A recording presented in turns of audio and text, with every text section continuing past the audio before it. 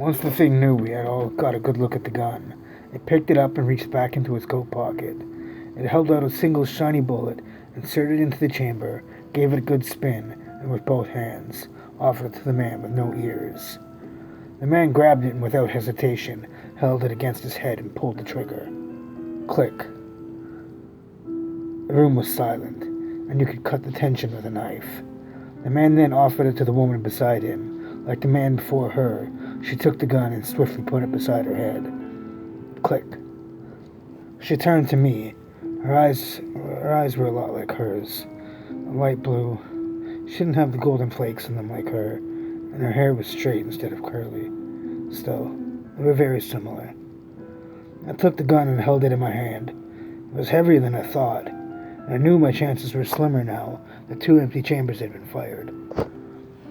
All the same, I wouldn't be stopped now.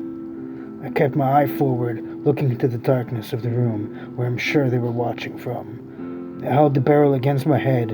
Either I would bring her back to this world, or I'd join her in the next. Wrapping my finger around the trigger, I pulled. Click. I let out a deep breath that I didn't know I was holding. I turned and offered it to the man who was missing his nose. I could see beads of sweat on his forehead as he took it from my hands.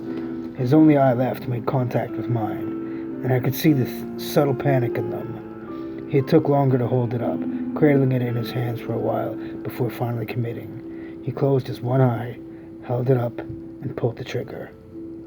Click.